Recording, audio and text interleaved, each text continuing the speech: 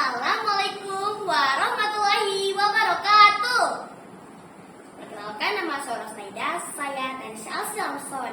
Di sini saya akan menyampaikan beberapa info tentang pertolongan pertama pada kecelakaan yang bisa kita persingkat sebagai P3K. Nah, apa sih arti dari P3K itu?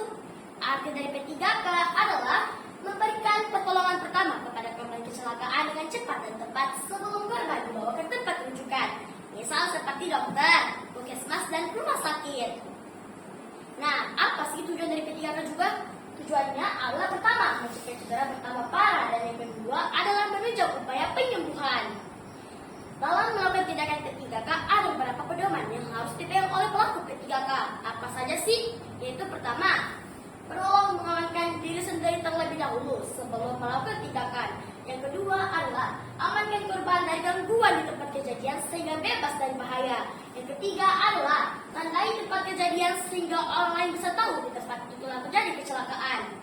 Yang keempat adalah usahakan menghubungi ambulans, dokter, rumah sakit, atau pihak yang berwajib, misal seperti polisi dan keamanan setempat.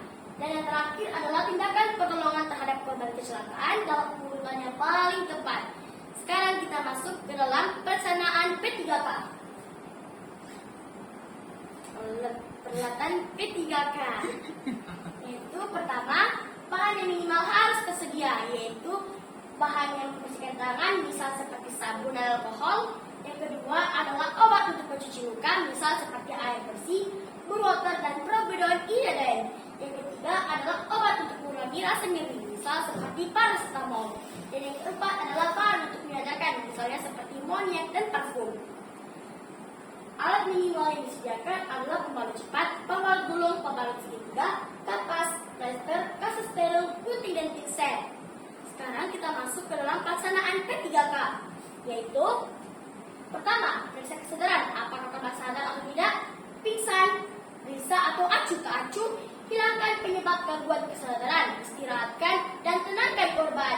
Bila korban tidak sadar dalam 30 menit, maka harus segera diangkut ke tempat yang berwajib, misal seperti rumah sakit, puskesmas, dan lain sebagainya. Yang kedua adalah periksa pernafasan, apakah pernafasan berhenti, cepat, lambat, dan tidak teratur, dan amati korban. Lihat, cuping, hidung, dan dengar. Tindakan awal adalah membebaskan jalan nafas dan mempertahankan saluran pernafasan. Bila pernafasan berhenti, maka harus dilakukan pernafasan buatan. Yang ketiga adalah periksa tanda-tanda pendarahan dan peredaran darah. Tindakan yang harus dilakukan dengan segera adalah menghentikan pendarahan. Yang keempat adalah periksa keadaan lokal atau patah tulang dan luka. Perhatikan keluhan para korban.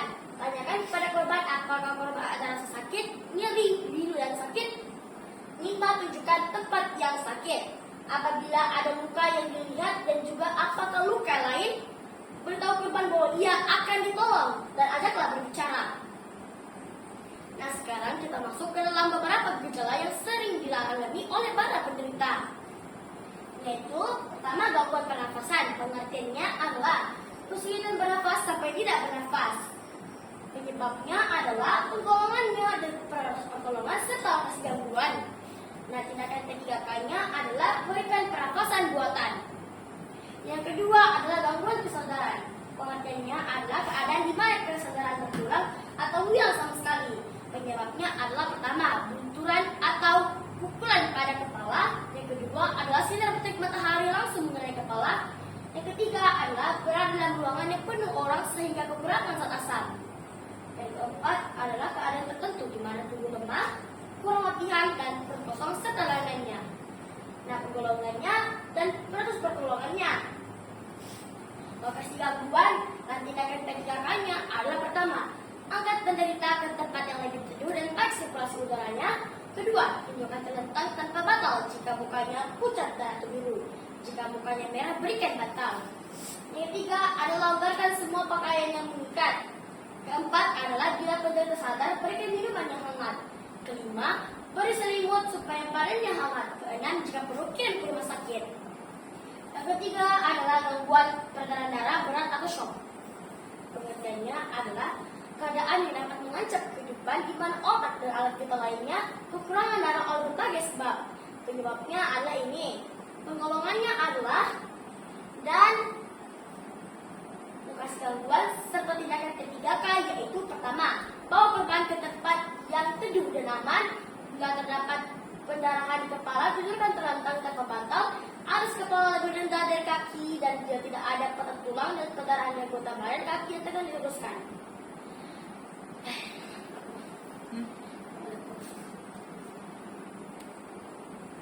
Sedikit lagi lah.